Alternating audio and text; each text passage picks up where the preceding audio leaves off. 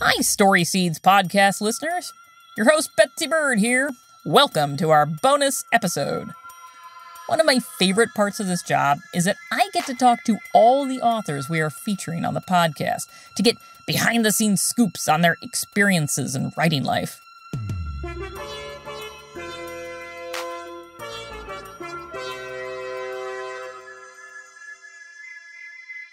This is Betsy Bird, host of the Story Seeds podcast. I'm here with Susan Muaddi Darraj, author of Farah Rocks 5th Grade. It's the first installment of a new chapter book series about fitting into middle school told through the eyes of a spunky Palestinian-American girl. So what was it like meeting and working with Sulaf? She is such a joy. I mean, she's so much fun. And they took us to the Riverside Theater and we were just like exploring it together. We had a wonderful guide who was taking us through and showing us the different, backstage areas and some of the tech stuff. And she and I just started like exploring on our own and I gave her my cell phone camera so she could take pictures. Mm-hmm. We had a great time. She's so fun. She's got this incredibly rich vocabulary, which I love kids like that. When I meet kids who are so articulate, they make my heart sing. Well, you guys really clicked. I mean, you both were fans of Agatha Christie, which was just this neat little coincidence that nobody could have known beforehand. Exactly. That was really neat. For those of you who don't know, Agatha Christie is probably, I would say, the greatest mystery writer of all time. Some people would obviously disagree, but... Yes, I say that. Good. Have you ever written a mystery? I have not, but I will tell you that I read so many mystery novels when I was Sulaf's age. I remember going to the public library and reading my way through all the Agatha Christie mysteries, Hercule Poirot and Miss Marple and all of these books. I was obsessed with those books, and I saw The Mousetrap in London years ago as well. So I've just been a fan of hers for so many years. Yeah, and I have you ever collaborated with anyone? I know you were collaborating with a kid for like right now, but have you ever done any sort of writing collaboration before? Interestingly, my book series is sort of a collaboration with my daughter because she inspired me to write it. And she's my in-house editor. She reads all of my Farah books and manuscripts and gives me feedback on them. So in a sense, I have collaborated with my daughter. I've collaborated with other writers in terms of editing anthologies and things like that, but never in actually creating a story and a set of characters before. Yeah, and with a kid at that, how old is your daughter? She's 14 now, but when I started writing the Farah book, she was about 11. Okay, so you have probably the most experience of anyone ever on this podcast before of actually collaborating with a kid on a regular basis. Right, exactly. And they're a lot of fun. They're very honest editors, and they give you honest feedback, which is terrific. That is terrific. That is true. Yeah. Now, at first, the producers were searching for a mystery writer to grow Sulaf's story seed, but then Sulaf, who is Syrian-American, she told them that she wished she could be actually matched with an author of Arab descent, someone who could create a character who sort of looked like her and who could represent the girl like her. So can you tell me what this match sort of meant for you in light of that? I started writing my own book series because I just saw such a gap in children's literature in terms of Arab American characters. And so when they told me that Sulaf had requested a writer of Arab descent, that just confirmed for me that kids in my community really need to see own voices authors. They need to see themselves in books. It just was a confirmation for me that there was such a need out there. And so it was very special to me that she requested that. Yeah. Well, and you spoke to Sulaf sort of about the importance of representation in children's book. You talked about windows and doors and mirrors. And your book, Farah Rocks 5th Grade, which just came out, features an Arab American character's experience in middle school. Where did that book come from? So my daughter said to me one day, a few years ago, she was reading Anne of Green Gables, which is a book I loved as a kid. And so I was very excited that she was reading it. And we were talking about it, and we were talking about there's a new Netflix series starring Anne of Green Gables. It's called Anne with an E. It's a great series. We were watching it, reading the book together, and she said to me, I really wish there was a book that had an Arab girl in it. Someone like Anne, but like someone like who's also Arab. I just wish like there were Arab girls in books that I read. And it just really struck me that I've been asking that question as well. I asked that question when I was her age. So why do we still have 30 years later, why is there still this gap in literature for Arab American kids? Why are there so few books? I can really only name a handful of middle grade or YA novels with Arab characters in them since the 90s. Mm-hmm. So I started writing the story for her, really, and she liked it, and I kept going with it. And I wanted to make sure it was a story that showed an Arab American girl in a non-crisis situation. In other words, It's just a girl kind of living her life, dealing with the average problems that kids deal with. And so I just kept going with it, and it just spun into this 25,000 word novel. And it just, it became something. I really became attached to the character of Farah. Her name means joy in Arabic. And I became attached to her because she really is such a fun, spunky character. And that's how she was born. Oh, that's great. And I know exactly what you mean. If I do see an Arab American character in a book, it tends to be a very serious book dealing with very heavy issues in some way. And your book is fun. Thank you. Enjoyable to read, and it's just lovely. So, yeah. And I think we need the whole spectrum of experiences represented. We really do. But Arab kids cannot keep seeing themselves in books as victims of racism or victims of Islamophobia or victims of war. I mean, we can't just keep showing them. We can't keep holding up that mirror. There needs to be a wider representation. Mm-hmm. Now, I had said you're one of the few people who actually has experience working with kids when it comes to writing, but you actually are also part of a mentorship program with schools. Yes. What is your work with young people about there? Sure. So I'm in two different programs. One is called Kids Need Mentors, and it's a program that the writer Jarrett Lerner is involved with. And he invited me to sign up to be a mentor. And it's been wonderful so far. This is my first year. I am paired up with a wonderful third grade class in Herndon, Virginia at Crossfield Elementary School there. And I visited them twice. And I sometimes send them stickers and bookmarks and things like that. And I'm sort of like a writing mentor for them. Like, I think they're going to have a writing contest later in the year, and I'm going to be like a judge and a coach. And so we do all kinds of things. I collaborate with a teacher to come up with, programs and activities that they might like to, work on together with me.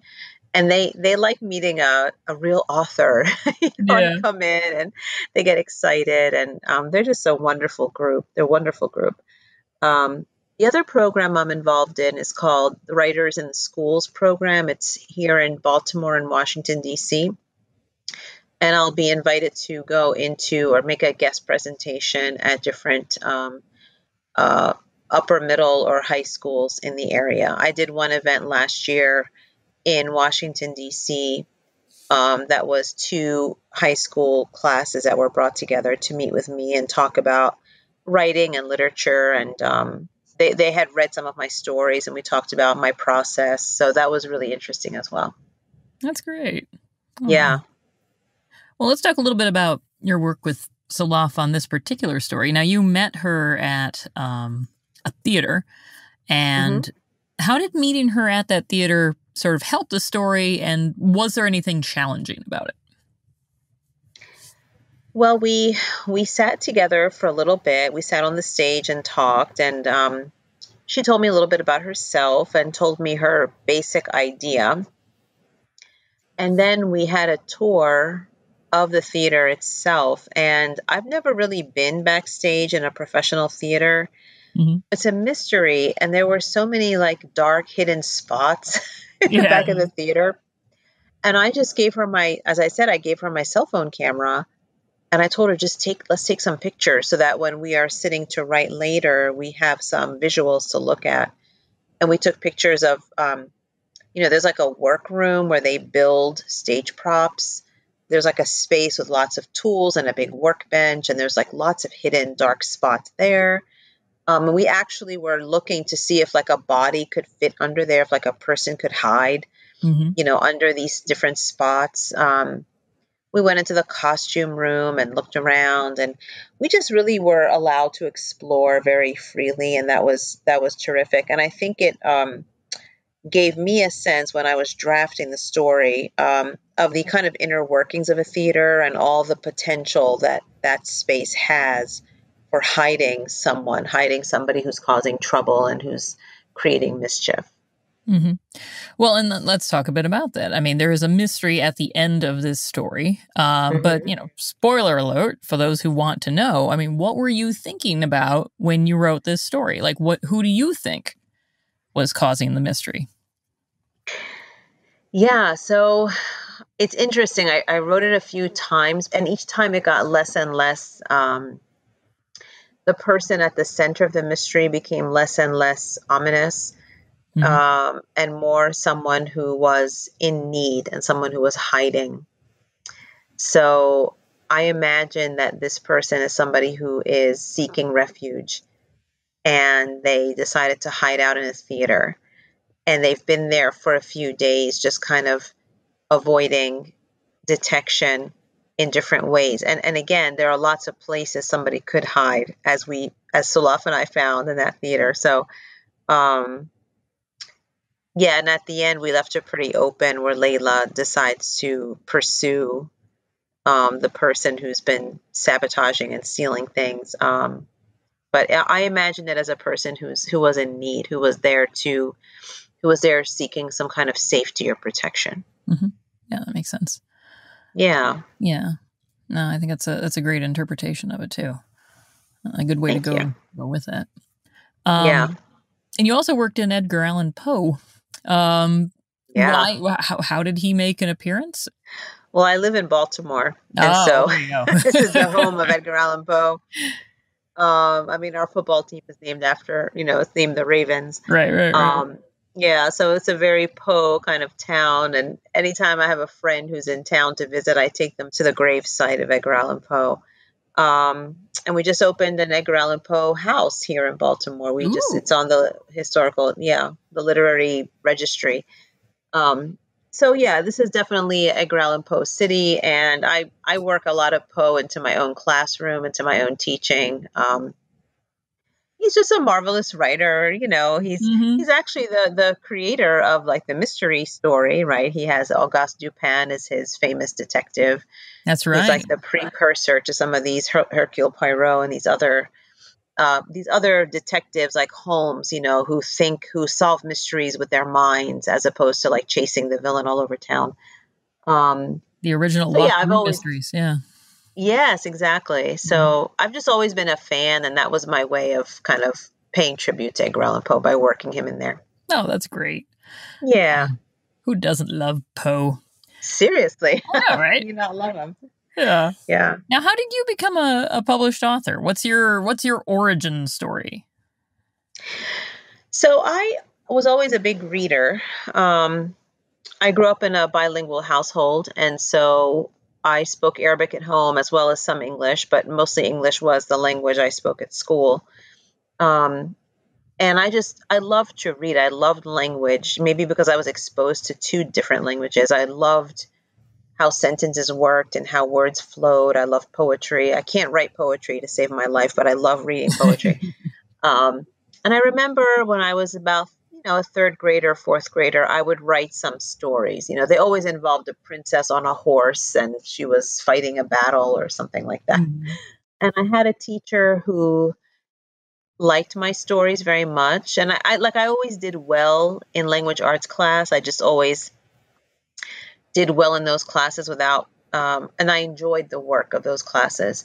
Well, this teacher encouraged me, I remember, to copy my stories neatly into like a notebook, and put a table of contents and decorate the cover. And in effect, I was making my own book. And I remember how good that felt. And then later, I got involved as I continued my academic studies. To me, literature became something for analysis as opposed to something that I created. I took literature courses. I got a master's degree in literature eventually. But in college, I also finally did take some creative writing classes. And by then, I was reading African American writers, Latina writers, Asian American writers, and I was understanding that you could write about your community, even especially if your community was marginalized in some way or wasn't represented in the canon in some way, you could still write about that community. And I used those writers as models because there weren't many Arab American writers writing in English. So I relied on writers like Toni Morrison, Esmeralda Santiago to kind of teach me how to write about a culture that most American readers weren't familiar with. So I just kept going in that direction. And I started to write short stories, and a college professor encouraged me to send them out for publication. And very slowly I got a lot of rejections, but I slowly began to get some acceptances.